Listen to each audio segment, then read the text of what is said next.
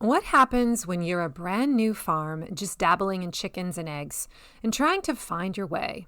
In today's coaching call, I sit down with Aaron and Glenn of Wild Cedar Ranch, and we talk about what's working in their sales funnel, where they should focus next, and how keeping the joy front and center can actually guide their business growth. If you're in the early stages of farming or just need a reminder to follow the fun, you'll love this one. Let's get started. Hey there, this is Corinna Bench, and welcome to the My Digital Farmer podcast. In today's market, it's not enough to just grow your product. You've got to know how to sell it too. Welcome to the My Digital Farmer podcast, where we reveal online marketing strategies and tips to help farmers like you get better and more confident at marketing. Learn how to find more customers, increase your sales, and build a strong brand for your farm. Let's start the show.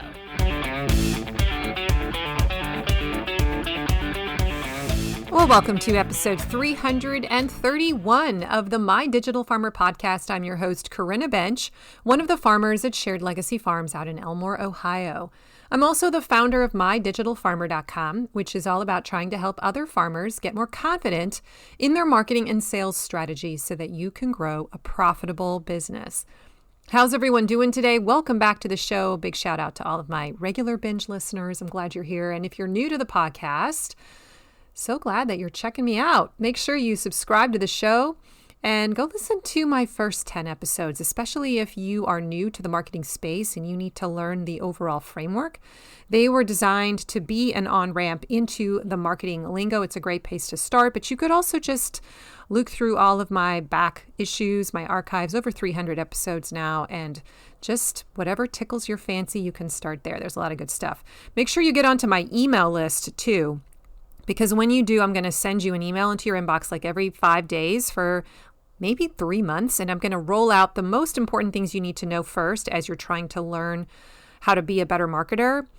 So go to mydigitalfarmer.com/subscribe and you can start getting that free resource. Today's podcast is sponsored by my friends at Local-Line. If managing orders, customers, and inventory feels chaotic this season, it might be time for a better system. Local-Line is the all-in-one sales platform built for farms and food hubs. Whether you're selling direct to consumer or managing wholesale buyers or running a CSA. With tools like e-commerce, automated inventory management, subscriptions, barcode scanning, box builder, and POS, Local-Line helps you simplify operations and grow your sales. In fact, farmers using Local-Line increase their annual sales by 23% and boost their average order size by 9.5%. Switching is easy. No setup fees, no sales commissions, and your onboarding manager will migrate your storefront for free. No joke, so that you can get started without missing a beat. As a podcast listener, you'll also get one premium feature for free for a full year when you use my code MDF2025 at checkout. So head to mydigitalfarmer.com/local-line, use that coupon code, and you'll be on your way. Start selling smarter this season with Local-Line. And now back to the show. Today is going to be fun. I decided to include a recording of a one-to-one coaching call that I had with one of my farm marketing school members. This is an option that opens up for my members once they've been in the program for, I want to say it's 3 months, then they get this little perk unlocked. And I have quite a few people that take me up on it. And we get to talk for 30 to 45 minutes over whatever they want to talk about. And so I never quite know what to expect. And sometimes the conversations that we have just feel so relevant to other farmers that I know listen to the podcast. And so today I decided that I would share one of these recordings with all of you. And I did, of course, get permission to do that from our two guests today, Aaron and Glenn from Wild Cedar Ranch. in Texas, and they are still in the very beginning stages of their business. Glenn is actually retired. Aaron is a full-time school teacher. And so this is kind of a hobby thing on the side that they would like to grow into something more significant, but they don't have a lot of pressure to make that happen quickly. And so this is kind of a unique case. I know some of you who are listening are also in that situation. But even for those of you who are full-time farmers, you've just gotten into the business and you really need to make profit fast, I think there are some wise lessons in here that could be relevant to you. I really enjoyed this conversation. We talk a lot about their sales funnel, like where they are starting out in their, after 1 year of business. I kind of listened to some of the things they've tried, some of the things they're innately doing well. Aaron got inside of Farm Marketing School and wanted to put some structure together, like an email nurture sequence, and just get some real good clarity about some of the elements she needed to have in her sales funnel. And she's been working through that process really well. And so I think she wanted to just get on this call, she and Glenn, and talk out, what should we be working on now? Like, what is the most important thing for us to be figuring out in the early stages of building a business? And it was a fascinating conversation. I thought there were some really good wisdom gems in here. And I just wanted to give you a sense, too, of the kinds of things that you might talk about if you ever got onto a one-to-one call with me. It can be anything, but I hope that you'll see how they found their way to their own solution as we talked. It was all from their own ideas, and it was just me trying to pull it out of them with some well-placed questions and a few prompts. The answers are inside of you, my friends, and you know exactly how to manage your business. Sometimes, though, you just need to talk it out with someone. And so that's what I love about being able to offer this to my farmers inside of Farm Marketing School. Some of you might be thinking about joining my school this fall now that the season is slowly, well, it's not coming to an end yet, but I know it will be winding down at least here in a month or so. I typically have a lot of farmers that come in like October and then stay in through most of the winter time. And so maybe you're thinking about doing that too and joining our community. Right now we have about 45 people inside of Farm Marketing School. And it's a good crowd. It might be something that would really help you this coming winter to spend some time building some of these systems together. We're going to do some fun stuff this winter. I have some cool ideas, and I'm going to be updating some of the sessions that are already in there and really focusing a lot more on ChatGPT and how we can be using ChatGPT in all of the projects to make things a whole lot faster. So maybe just be thinking about that as you listen to this call. Just ask yourself, is that something that would be helpful to me? Can I imagine myself in that community? Is this the kind of support that I feel like I need? Is this where I want to invest my resources this winter? And maybe that's a heck yes. And if so, I hope so, and look forward to spending time with you this winter. You can learn more about Farm Marketing School at mydigitalfarmer.com/FMS. And of course, I have a little plug for it in the halfway point of the show too, so you can always listen to that as well. All right, so without further ado, we're going to jump right into this recording of a Zoom call. And you will notice that my voice is not quite as loud as theirs. I had to do some major adjusting in the editing section of this podcast. I forgot to hook up my microphone because I wasn't planning on using this for an episode. And so it was just using the microphone from my laptop instead of a real microphone. So I had to go in and try to raise the volume on all the places where I was talking. And you'll still notice that I'm a little bit softer. I'm sorry about that. I hope you can still hear me. And yeah, sometimes the editing is just what it is. So I hope you get some value from this conversation. I want you to think about if you remember these good old days back when you were starting your business, or maybe that's where you are right now. What can you remember from those times? What wisdom can you glean from this conversation? And I hope you can hear the inspiration and the energy from these two fabulous people, Aaron and Glenn. All right, let's dive into the interview. Here we go. Okay, I'm here. Hi. I also sent the link to my husband because he had some questions and I was like, I don't know. Yeah. So you're in Texas, I saw. Yes, living Love it up. Did you know It's that hot. I grew up there? Oh, did you? That's Yeah. awesome. I grew up in San Antonio until I was 16. So, Nice. yeah. It's been fun. Like Okay, my so husband was in the military, and so he retired. We okay. retired here and just kind of landed and bought property, and now we're farmers. Now you're farmers. What else do you like? Is that all you do? Are you trying to be a full-time farmer or are you full-time farmers or? My husband is retired, so he's a full-time stay-at-home. I call Mhm, him a house husband. mhm, He works the property and makes it, is working on getting it kind of the way he wants his vision. mhm. I am a teacher, hence the classroom behind me. Yes.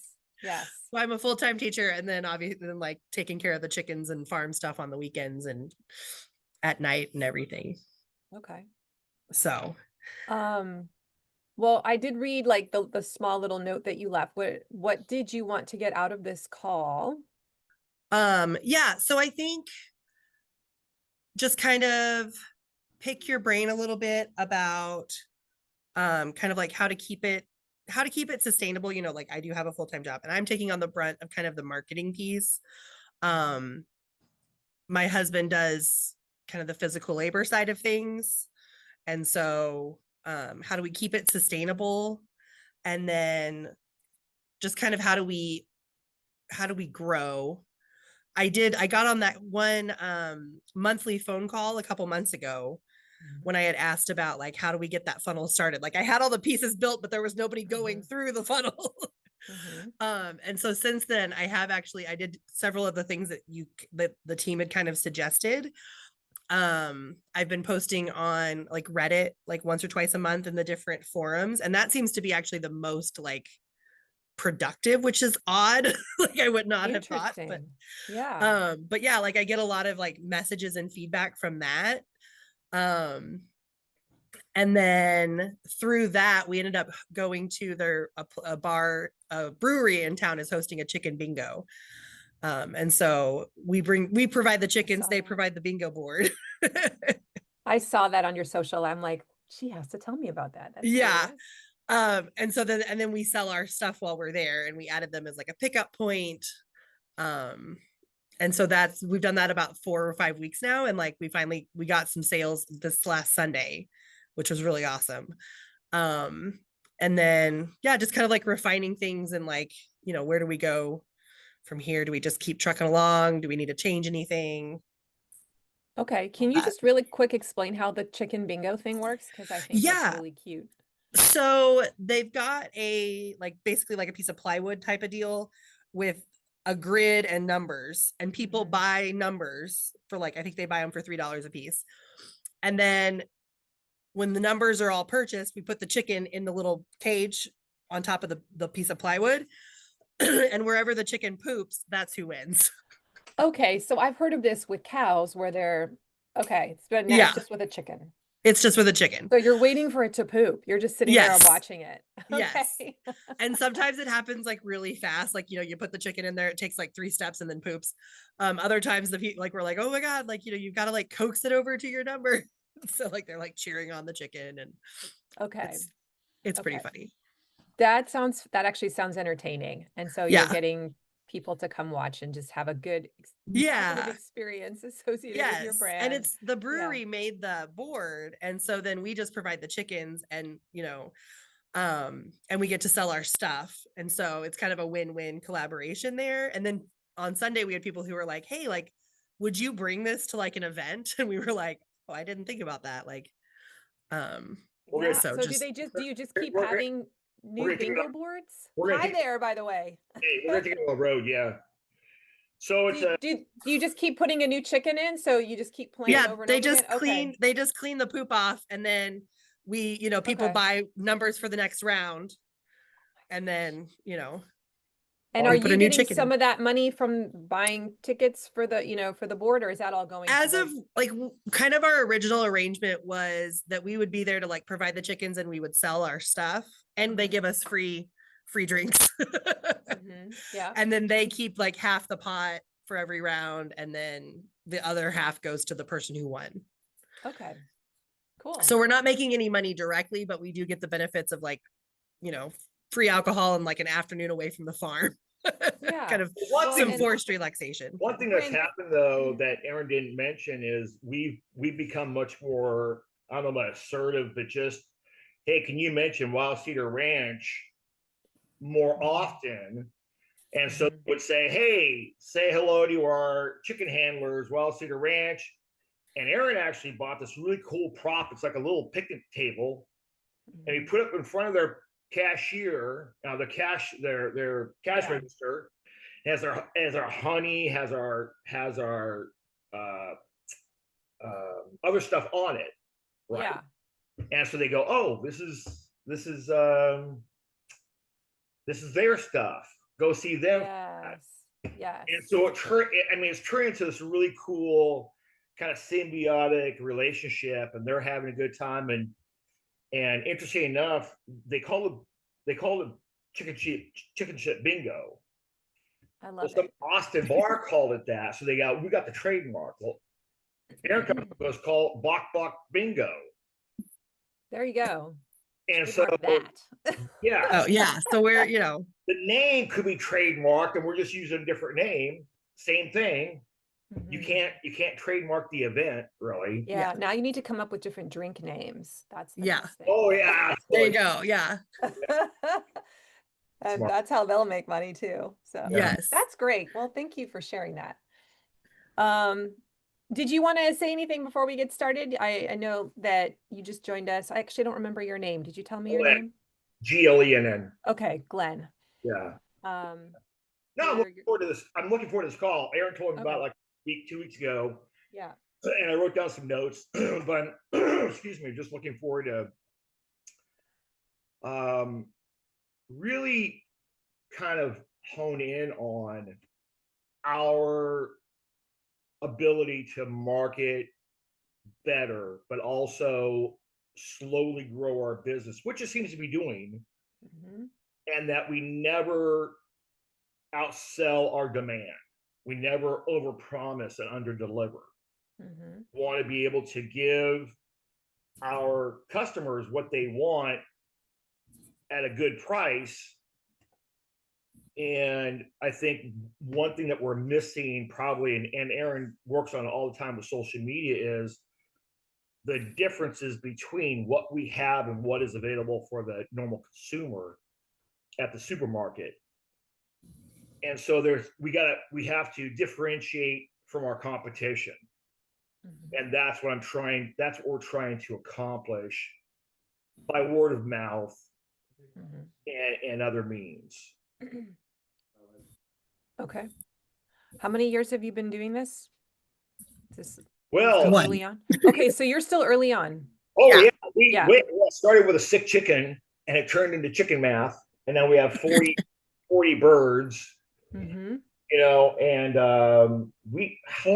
how long have we been doing this? Year? It's like a year and a half, maybe. Yeah. The chicken started laying eggs last August, and I was like, we had enough, and I was like, here, like, anybody want some? And then, and her other teachers are really a huge customer base. Yeah. But we need to we obviously can't put all eggs in one basket, not a So we're really trying to get out there, and the bar is one way. I think learning things along the way and trying to just be more, not create a new, not build a new wheel, just retry different things that have worked in the past for other people. They're successful. Okay. Yeah. Who is your ideal customer, do you think? If you had to pick someone that you didn't have to beg them to get your eggs, or it should feel easy to sell to them. Who are those people? Yeah. So we kind of look for people who kind of care about the animal welfare piece. Okay. There's a lot of people are kind of have that mindset in Austin. And then looking for that better nutrition, because the eggs have more nutrition. And then we also do the quail eggs, which are a nutritionally dense food. And so that's kind of where that's where a lot of my Reddit posts kind of hit, is that, if you want to, know where your food comes from and kind of know that the animals are living a good life, they're not factory chickens that are crammed together, just getting feed. we're harvesting like the prickly pear from our property, and like we're not planting it just because and trying to like manufacture this idea. It's just like what naturally kind of happens Right. on the ranch. And the average person, when they buy from you, how many are they buying? 1 dozen or multiple dozen? 1 or 2 dozen chicken eggs usually. Okay. At least Or two. and then frequently, probably once every couple of sales, they'll add on like a honey or a prickly pear syrup. Yeah. Okay. So one thing I came up with was developing a honey chicken recipe. So buy the whole chicken and get honey half price possibly. Yeah. And here's a recipe to, and we're actually going to do it. We're going to actually defrost some chickens and go through the process of doing 2 or 3 recipes and see which one we like. So it's kind of that. It's really kind of this cool little homegrown homestead type of business that we don't want to get 20,000 chickens out there just roaming around.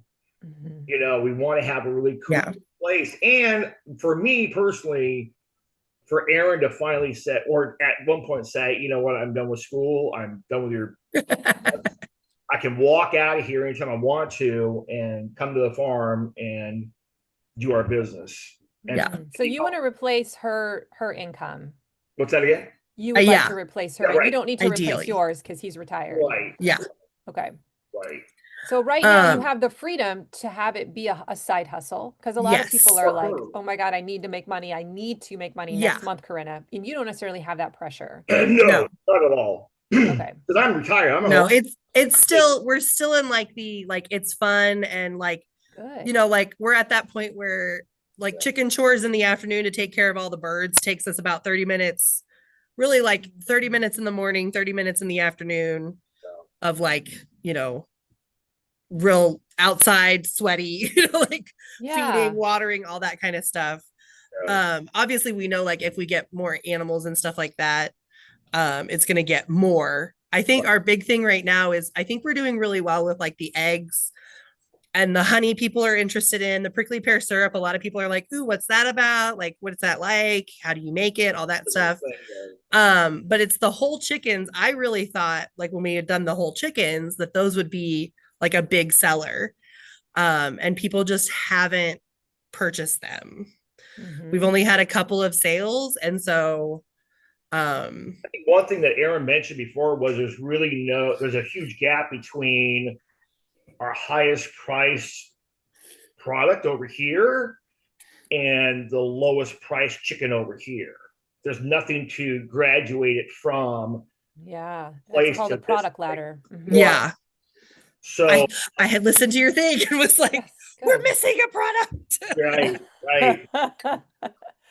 Well, and maybe how does your customer want to use chicken? Like, think about the average person where you live when they're like, let's have chicken tonight. Yeah. What does that mean? Like, you tell me right now, what does that mean? I'm going to have chicken. It's usually, I think it's going to be like the broken down chicken pieces, not a whole chicken. I think you're right.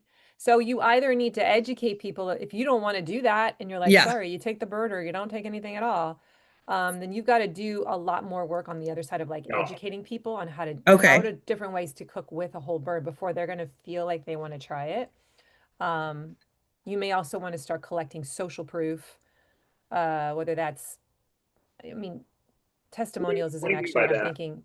But social proof is like when like a review, a testimonial, a photo of something that a customer took using your food that says this worked. This is really good, and it's coming from someone else, not your mouth. So if you have other people, social proof, right? They're saying, yes, this works. If you have a whole bunch of other people saying that, people will just jump on the bandwagon and want to give it a try. They're waiting to see that other people like it. So I don't remember seeing that necessarily on your website. But I don't know if I was looking for it either. One thing you can do, though, here to interrupt you is just with the recipe we're talking about, the honey chicken, we could actually videotape that and show that you throw the whole bird in with these different things, components into Instapot, and then 5 hours later, 3 hours later, all of a sudden you open it up and there's your meal, and it's already kind of broken up and easy to take apart. Right. So teaching people how to cook a whole bird, there's many different ways. You could show them how to do it on a grill. You could show them how to make chicken bone broth once you're done with the bird, right? But you also may want to consider, and I don't know legalities here, but like, are you open to selling meat by the cuts? And to see if, even just to beta test it. I'm a big fan of beta testing. Like, don't change your whole operation. Go that route, like, and commit, but try it. Be like, you know what, let's just see for this month. Let's try like tearing apart some birds and just selling, either you could just sell it where you've already, they still buy the whole bird, but you've done the work of separating the pieces. You could try that. Or you could say, I'm only selling the breasts and the drums. You'll, if you follow the path of most people that I coach, you'll notice that people just want the breasts. And then you'll be stuck with all these other quote unquote less desirable pieces. And this is why they often don't do it that way, or they have to come up with other offers to incentivize, like bundling certain things or whatever, to try and incentivize people to get the other parts, if that's the way you choose to go. So, but you could even end up creating subscriptions, right? If you start to sense that, a lot of people, want to have breasts on a regular basis, and I can get them like subscribed once every 2 months or once every month. I don't know what your schedule could be, but you could actually package it that way. We do what's called a monthly chicken share. We don't actually do it. Another farm does it.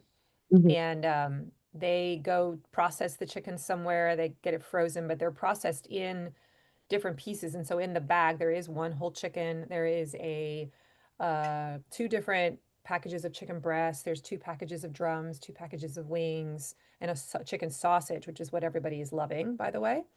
The value added sausage. So experimenting with that too. Anyway, they all come together, all frozen, and it's enough to last for a month. And I love it. Every time I get it, I'm like, oh my God, this is amazing. So even just thinking about, like, how does a customer want to acquire, like, how would they use your product if you sold them chicken? What's the ideal cuts they want? And maybe even trying to sell them a large amount that they would go through in a month, and then they would come back and replenish. Those are just some, just be trying to figure out, how does a customer use chicken, like, and how could I, in terms of frequency of purchase, or the types of cuts they would prefer. But the sausage is, I've heard that from so many people, that the sausage is where it's at, and you can charge a lot more for it too. Value added. We talked about it. Erin and I talked about it, and we're like, well, we can't. And she told me we can't go back and defrost it and cut it and then freeze again. But I said, you might have to have your process. If you have a processor, they would have to do it for you. Or we could do, actually, Erin, chicken sausage from the ones that we've already frozen, right? We can definitely sausage look those into that, and then just refrigerate those. It would have a shorter. I don't know what the legality is, but there are some like legal laws about. There are rules around all of that. And I'm not a chicken farmer, so I don't know what they are. I just buy in that, I buy the product from another farmer, which is another thing to think about. That might be a way to scale too, is to locate some other businesses and say, I have product, would you like to buy it from me? And you can sell it to your customer base. And so that's another way that. The other thing I was thinking about, a couple things I'm thinking about, as you talked about, was one, the subscription is huge. I think 2, also collaborating with other farmers in the area. They might have we're surrounded by other Spanish farmers and things. They may have things to sell, but they don't know how to sell. They don't want to, or they don't, they're just not comfortable with it. So put it on our website. Yes. But the other piece of it is, I think you're right in regard to bundling, is, hey, here's a cut up chicken ready to go. So you buy it, bring it home, put in the fridge. Next night, that night, whatever, you're throwing things together, and you don't have to go through the process of actually cutting it up. Yeah, well, because for some people, they honestly don't know how to cut a chicken, and Right, that's actually sad, right, but it's right, true. right. Yeah. And they don't even That was one of the want to learn educational that. things I was kind of planning on putting in motion was like Yeah. having like a how-to maybe series about how to process a chicken. Today's podcast is sponsored by Farm Marketing School. All right, farmer, let me ask you something. Is marketing your farm something you actually enjoy? Or does it feel like a constant struggle? If you are like most farmers that I talk to, you are wearing all the hats and marketing always seems to slip through the cracks. Can I get an amen? That's exactly why I created Farm Marketing School. It's an online membership designed to help farmers like you build a simple, repeatable marketing system that actually works. Inside, you'll get bite-sized, step-by-step projects that make marketing easier. Each month, you pick what to work on, like writing better sales emails or improving your website copy or setting up your online store, and I walk you through exactly how you should be doing it. And you're not doing this alone. Every month, we have a live Zoom meetup where you can ask me questions, meet other members of Farm Marketing School, get coaching, and hear what's working for other farmers. It's like having a farm marketing mentor in your back pocket. This isn't some long, overwhelming course. The projects are designed to be completed in under 30 days, so you're making steady progress without it taking over your life. So if you're ready to stop winging it and finally build a marketing system that brings in steady sales, come join Farm Marketing School today. Sign up for your first month and see what a difference it makes. Go to mydigitalfarmer.com/FMS to get started. And now back to the show. So Just hadn't you've gotten there yet. identified that your product ladder is something that probably needs work. I want to just point out to you that the eggs are a Uh-huh. great gateway product. I mean, Yeah. everybody loves eggs, everybody needs eggs. And now once they're in your environment, Yeah. they they can at that point begin to learn that you even have chickens. So I want you to, Yeah. although I'm sure you're putting pictures of your chickens on, I Yeah. think you're doing the chicken bingo and whatever. Um, just know that like eggs may function as your gateway into your brand. And then once they're in your brand, you need to have, it's like that vision of the baton, like running a race and you're passing the Yeah. baton. Like you need to have a moment in your communication where a customer who's bought the eggs now finds out you have chickens and they can kind of Yeah. sit on that for a little while. And then you're occasionally giving them offers to buy the next thing in your product ladder, which might be chicken breasts or, Yeah. whatever bundle you come up with. Right. And then what is the next step? Oh, well, we always want to encourage three things. We're trying to, first of all, just get new customers in all the time through the gateway. Yeah. That's number one. Number two, you want to increase the average cart value. So every time they That's do right. buy from me, how can That I get them to put a little bit more in? And you'll find that it tends to max out at some point, whatever that number is going to be. It's for me, it seems to be like $40. I cannot get people to buy more than that in vegetables. Um, I'm trying though. I keep trying. And then the other thing is that you're looking at order frequency. right. How many times can I get this customer to come back and buy? And that number is going to be reflected in the average customer value, right? So in 1 year, what does an average customer spend with you? And we're trying to get that number to go up as well. Right. So if you only ever sell eggs, you will be limited in the average customer value. Do you see Right. that? Because your eggs are only what, 5, 6, I don't know what you're charging, bucks Right. per Ours are $6 a dozen. $6 a dozen. And then And Quill. that's a pretty low dollar amount, right? And it's also doesn't probably have a huge profit margin. So you Yeah. want to try and get them into products that have a higher profit margin Right. and get them to become habitual buyers of these higher margin products.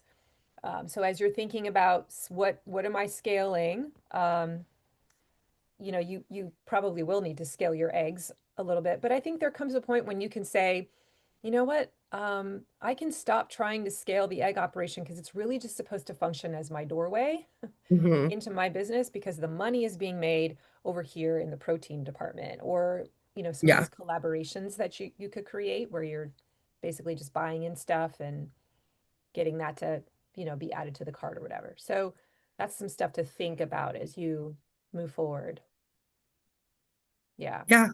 I also wanted to say, you mentioned the word, it's still fun right now, working on the Right, chickens. And I just thought that was an interesting sentence because you use the word still as if you expect it to one day not be fun. right.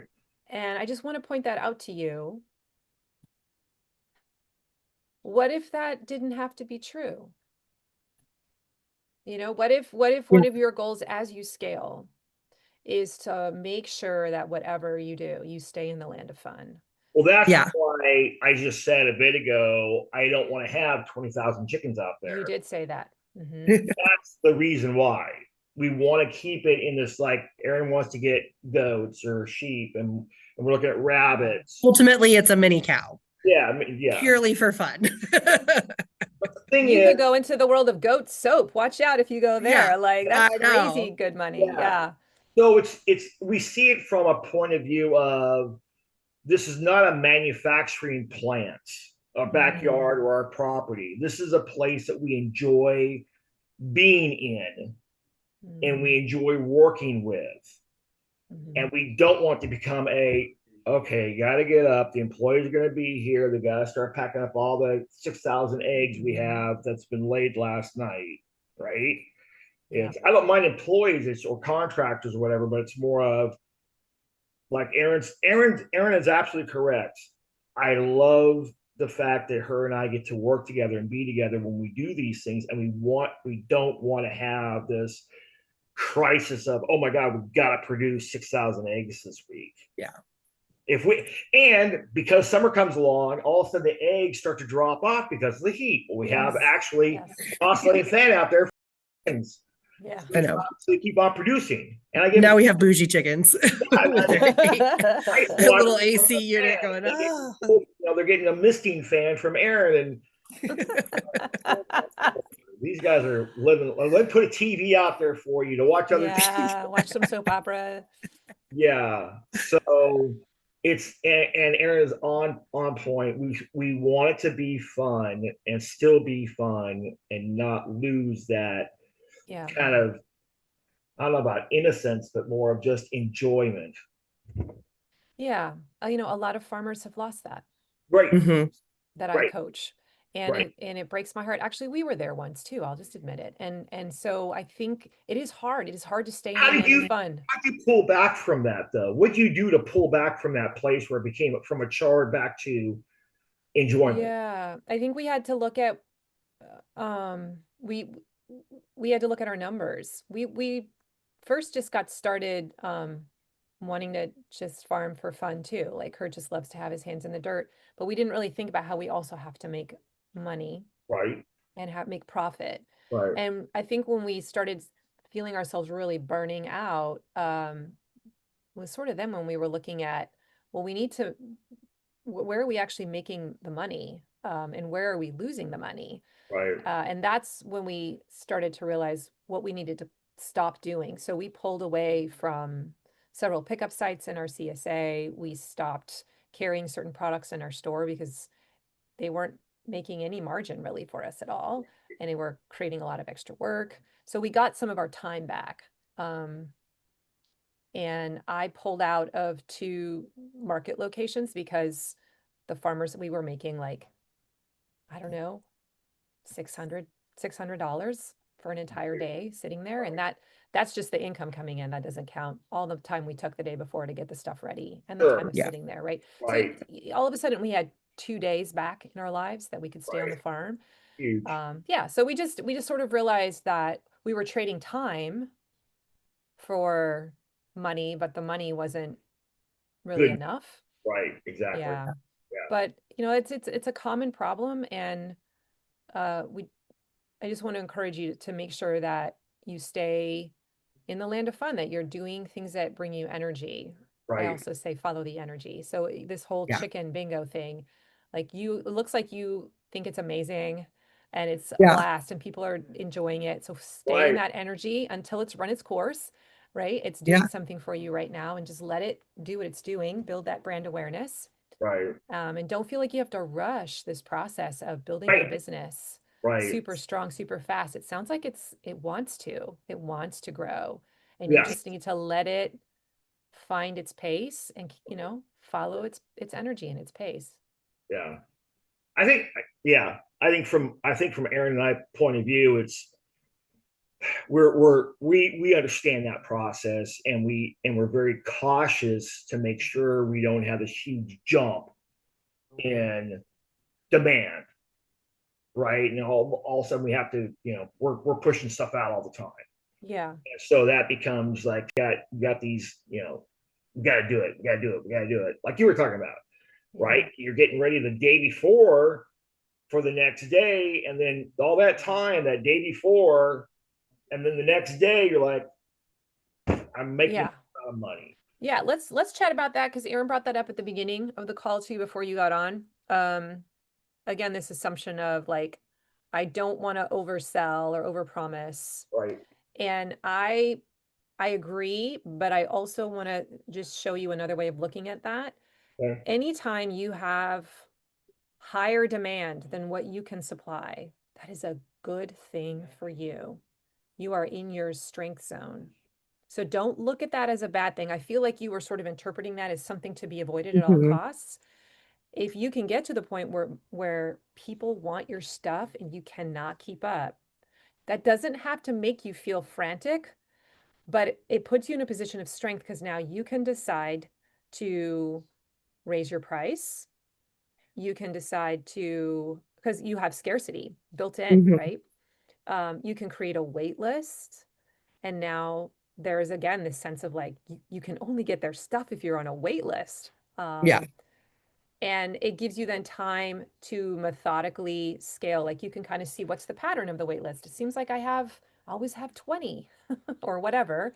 Yeah. Then you can kind of know, all right, looks like we need to, if we want to, if we still, if this still fits our definition of fun, we could grow to accommodate them about by this much, and then kind of resettle and then see if the wait list builds again, right? Yeah. Like, so you'll have that ability to do that. So don't be afraid of pushing the edge.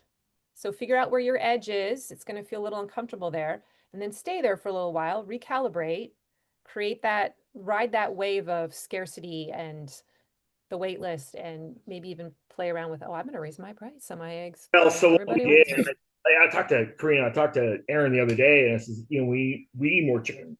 And so we're incubating some right now. Yeah.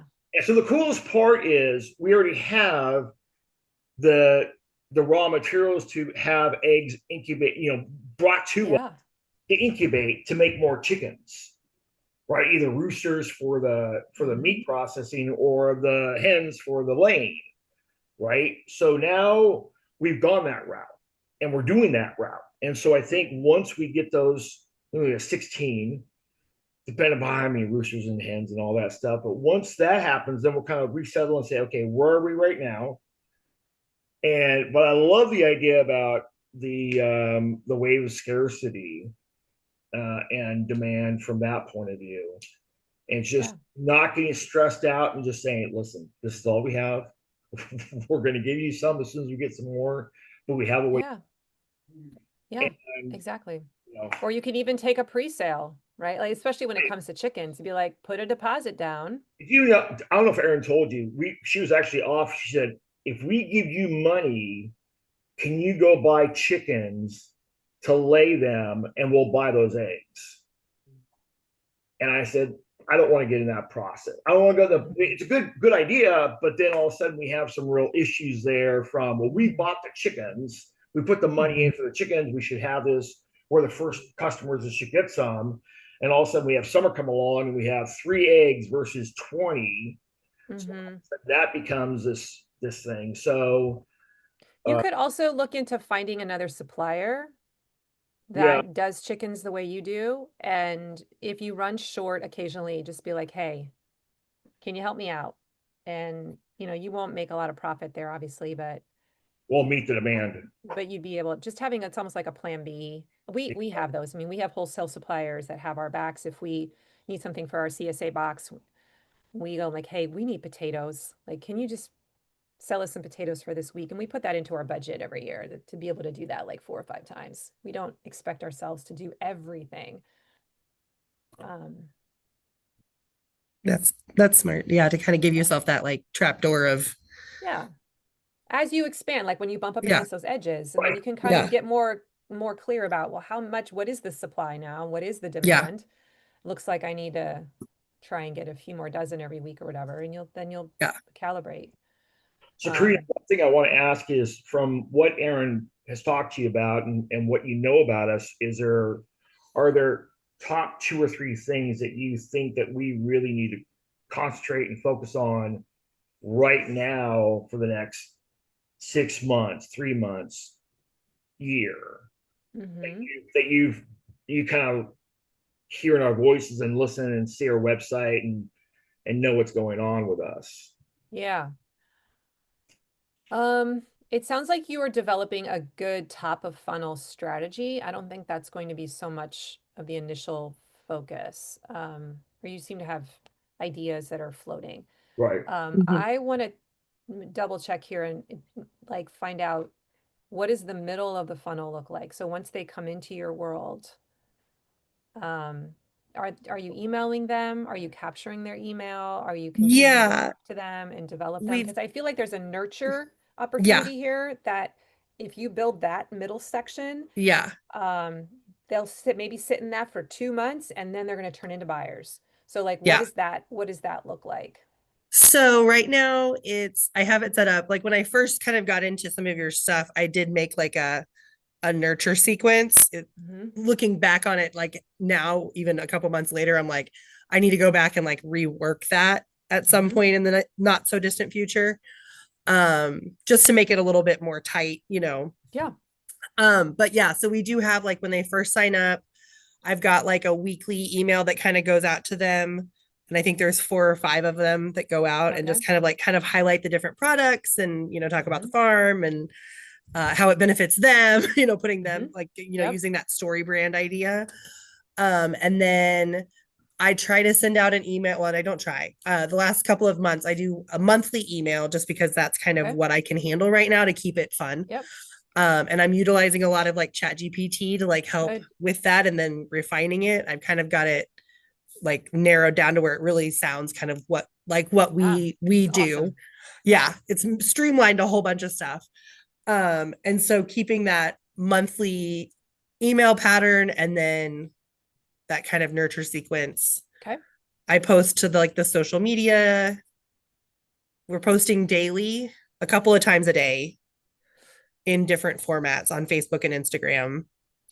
Um, and so that's kind of where like we are That's encouraging where you're people to at. like Okay. sign up for the email and then follow us online.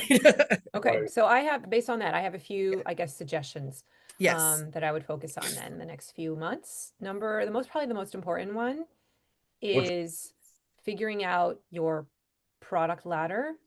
It sounds like I want to make sure that you have products in your product ladder that have a good profit margin because you're Yeah. not going to make a lot of money from eggs. I hate to tell you that. No. So figure out what you want your customer to become. Like what, as they quote unquote graduate, what are you hoping your ideal customer is buying from you on a, let's say, monthly basis? Yeah. And you should have a dollar figure attached to that dream Okay. customer. I want you to be tracking numbers because it ultimately, a business is, if you want to be able to leave your teaching job someday, you're going to have to Yeah. know these numbers.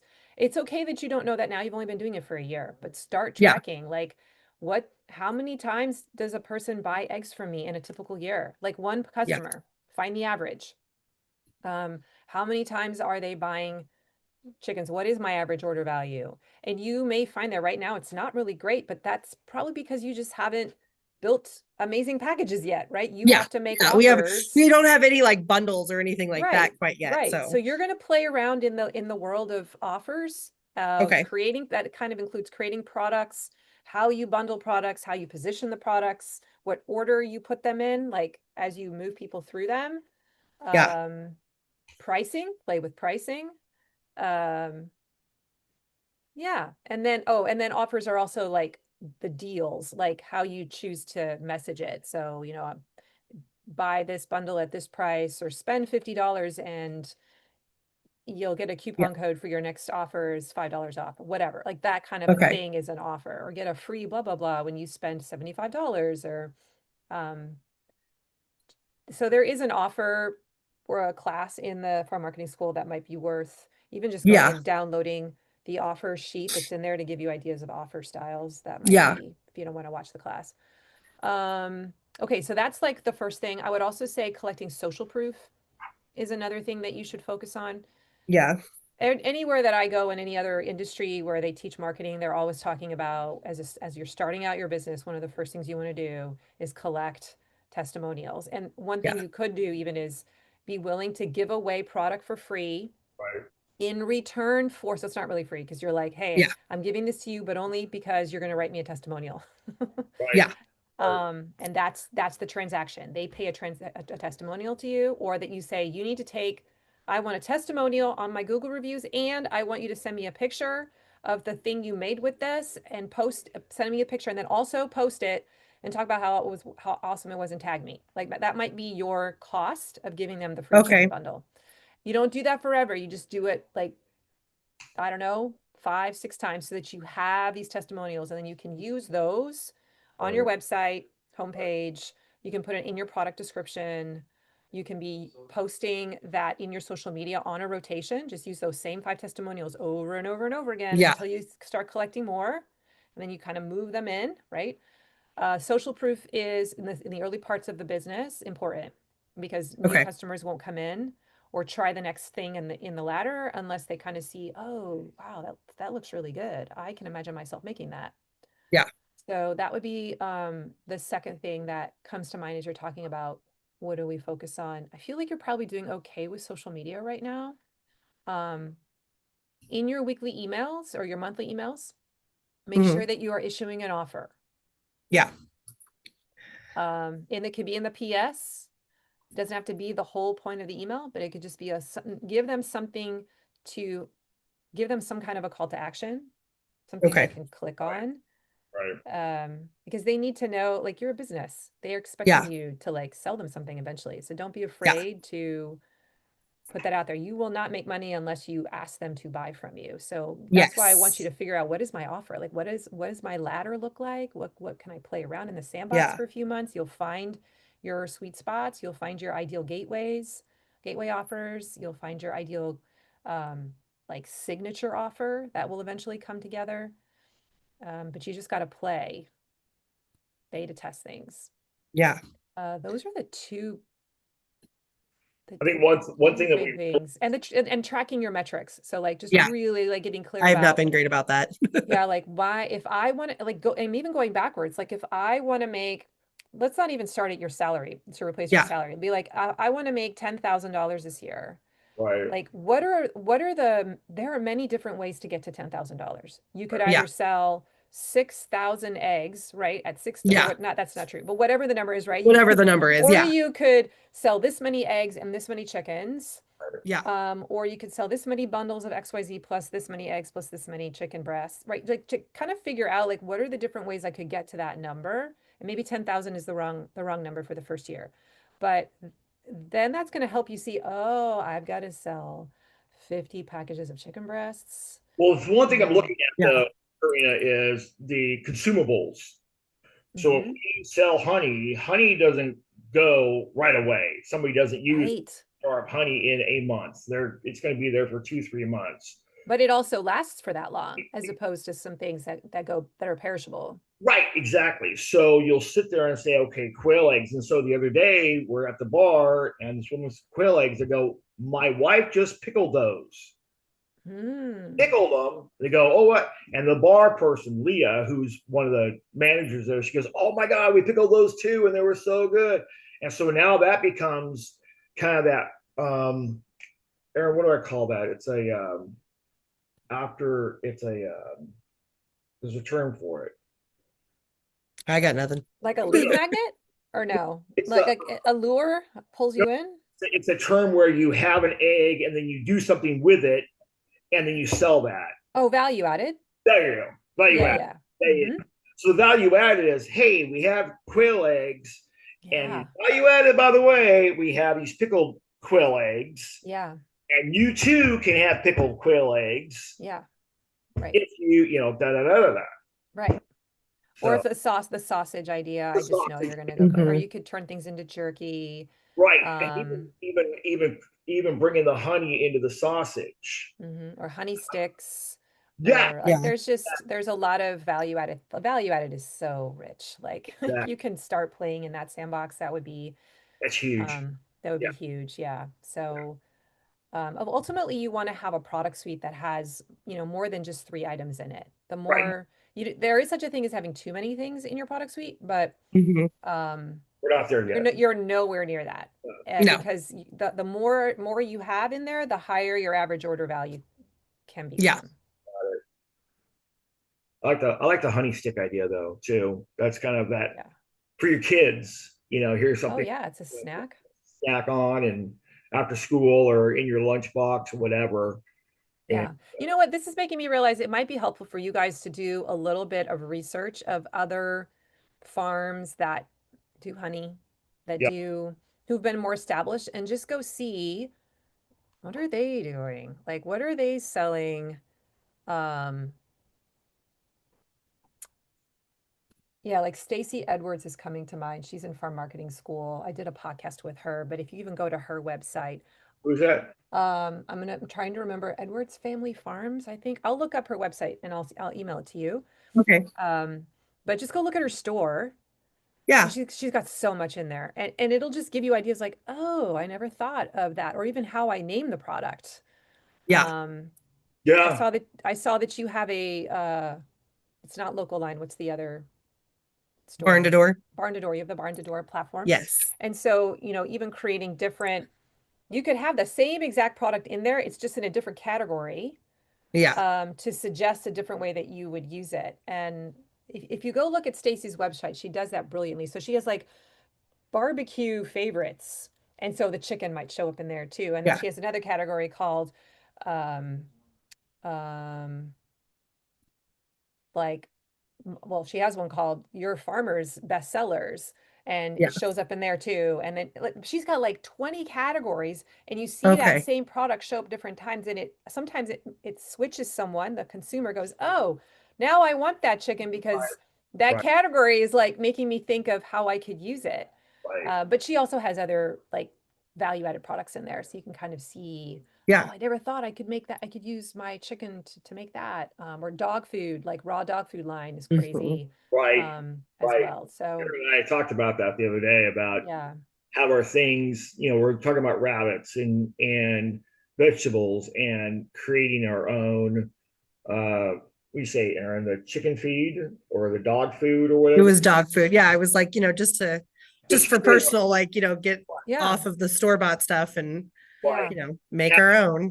And we know how it's done, we know how it's grown, and we know how it's built, and all these other things. So now you have this real confidence in knowing, I know what was fed into this chicken. I know, yeah, these put into the soil for the plants. Yeah. I know it's all good nutrients. I know it's not some chemical that you, yeah, yeah. yeah, yeah, But the value added is definitely. I mean, you could go a myriad. This it's cornucopia of all kinds of. yeah. I think you should explore that. Just you Yeah. guys are in a really strong spot. Okay. In the early stages, it's supposed to feel very like chaotic, and you're throwing a lot of things against the wall, and you're trying to figure out what does my customer want. You're following the energy. Pay attention to where there is already energy. Where is a customer turning their head to look at you? Yeah. What are they asking for? What do they get excited about? And you already have a few flares. I can see Right. them. Yeah. Right. So just kind of stay there for a while and watch for the next one. And when you see another flare, go experiment and play there for a little bit. But just keep in mind, I've seen some people do that and then they follow all these rabbit trails and they're not profitable at Right. all. Right. Right. So just be mindful of that always. Like, does the money, that's why I wanted you to make sure you're tracking your metrics. That's kind of Yeah. that third thing, right? I Like, had that on board. really get clear about like Yeah. what is my look at your books. What are my customers spending with me every month and every year? You can Hmm. track that. The metrics class is really good in farm marketing school. Okay. I give you an actual spreadsheet that you can use to be tracking those three key metrics. It's um, not hard. Just copy and paste the spreadsheet, and you just got to spend 20 minutes every month putting the numbers in from your platform. But Yeah. it'll help you see that's the number I need to get to. And it just keeps your eye on the right targets. Yeah. Instead of getting off in these rabbit trails, but like, no, no, no, I gotta hit that number. Yeah. Yeah. And that means I have to focus on this, not that. I think the one thing that we have in our favor is we're not at a financial crisis ever. Yeah. We're not just selling whatever we can to Yes. get, make the mortgage every month. We're fine. We're good. We're flush. We have Yeah. all that we need, and this is just really, as Aaron said, fun. And we just want to have that, carry that through, so that if she does at one point say, you know what, I'm going to the farm, I'm going to the ranch. Yeah. Peace out. Yeah. Come on by if you Yeah. want to meet me and see me, but a lot of, I'll tell you, there's people that just say. The other day, a woman said, "Oh my God, I love watching you, Aaron.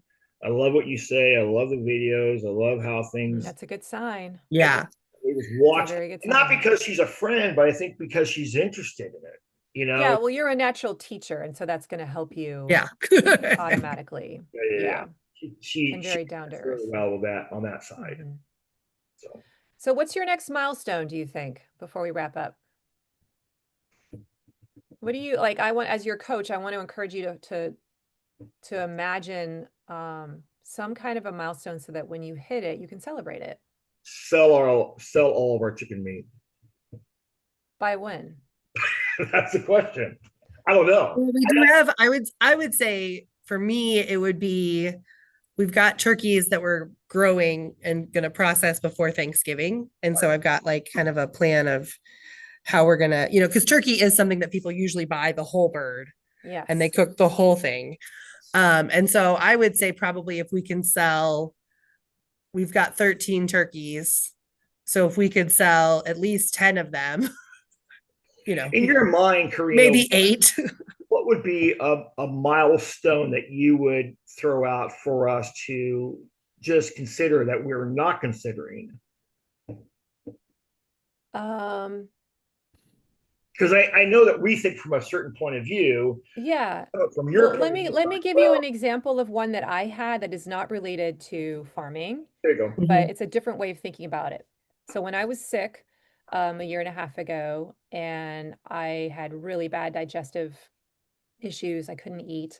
I couldn't even imagine being healthy again. Like I just couldn't even go there.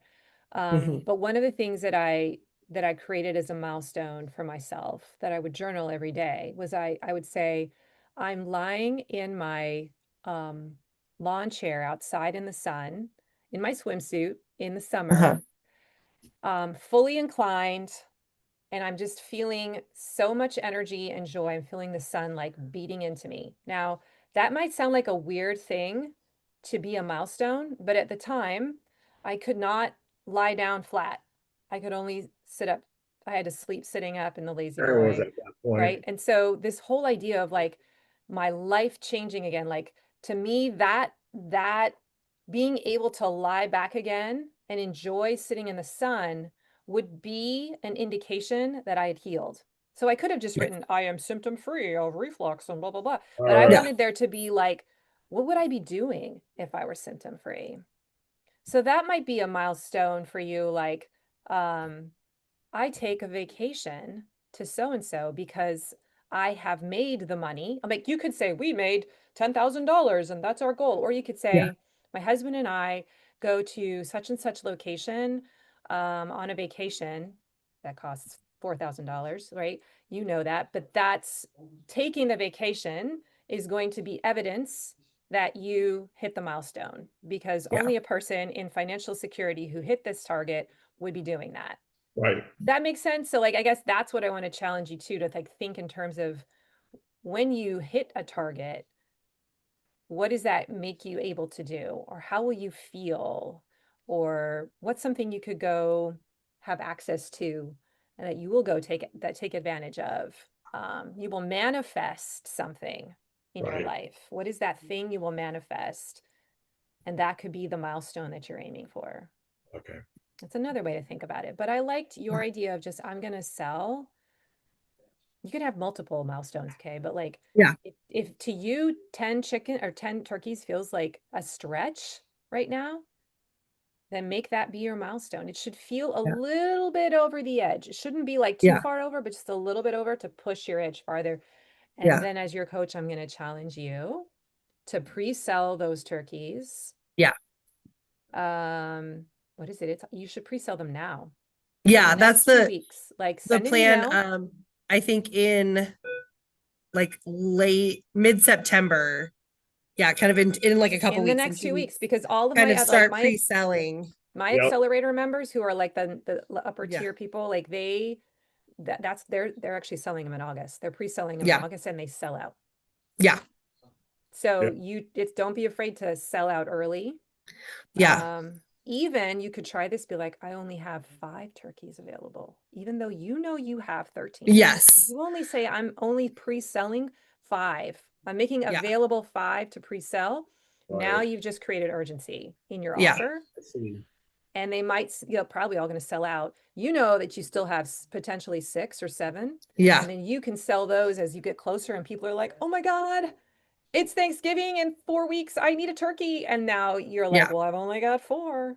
Right. Okay? Yeah. Right. So it's all how you position it. Okay. Yes. Okay. Cool. You're going to hit that number easily. Yeah. I think so. And then you're going to be like, I didn't set a high enough goal for myself. True. That's how it usually goes though. At first we Yeah. can't quite believe that we can do it. And then we're like, oh, well, I did that in one email. Okay. Yeah. What else is Okay. possible? I'm Yeah. making things harder than they are. Yeah. Yeah. So, All right. well, thank Any other you. final questions before we go? This was great, you guys. I'm good. Yeah, no, this has been awesome. Thank you so much. Thanks. I'm wondering if I could use this as a podcast episode. I don't always ask this, but I just feel like this was really a beautiful back and forth, and like, Yeah. especially your whole like live in the land of fun thing. I think a lot yeah. of farmers need to hear that. Yeah. Absolutely. Yeah. Do I have your permission? Yes. Okay. Yeah. Cool. Well, Yeah. If you need any follow-up stuff for the podcast, let me know. yeah, I'll probably ask you to send me a bio or something and Okay. a photo, or if you have one that we can We got several. graphic. Yeah. Sounds great. This was so great, and I believe in you guys. You have so much energy, and you're coming from a place where there isn't fear. No. Yeah. Isn't desperation, like I have to do this by such and such day. That's always that's a hard place to live It's in. a hard place to be in. Oh, yeah. Yeah. Yeah. We would not be in a place of fun if that was the case. Yeah. Just follow the energy, stay in the land of fun, and I think we might have to let the redo universe our- unfold as it wants to. It will. Yep. It will show you exactly what to do. Okay. Thank you. Awesome. Thank you Thanks, so guys. much. Take Take care. care. Bye. Bye. Thank you so much, Erin and Glenn, for sharing that episode with the rest of my audience. I hope that you guys could hear how by the end of that call, they had some confirmation that they were on a good path. They had some validation, encouragement, inspiration, and direction. And I always love it when I can end my calls that way. I can see that there's energy, there's excitement, there's a sense of this is where I need to go and what I need to do next, and a resolve. So I encourage you to glean some wisdom from that conversation. Maybe there was one little nugget of truth or wisdom that really spoke to you today, and you can take action on it or lean into that principle and test it out over the next few weeks. And come inside for our marketing school and be a part of this amazingly supportive community. There's so many people in there with brilliant ideas, and we are stronger together. So I'd love to hang out with you this coming winter. Think about it, okay? mydigitalfarmer.com/FMS, even if you just try it out for a month and see what you think. Today's show notes can be found at mydigitalfarmer.com/331. And if you liked this episode, you want to share it with someone, go grab the link, text it to someone, or go and leave me a rating or a review for the show on whatever podcast player you're on. And if you want to get onto my email list, I have some free stuff to send your way to make your marketing better. It's really good. I'm a natural teacher. So you can subscribe by going to mydigitalfarmer.com/subscribe, and I will hold your hand for the next 3 months and walk you through some of the key principles that will help you become a better marketer, I promise. I'm also on Instagram at My Digital Farmer. I'd love to connect with you there. And otherwise, thanks for joining me today. Have an amazing week. And remember, I believe in you. Have a good one. Bye-bye.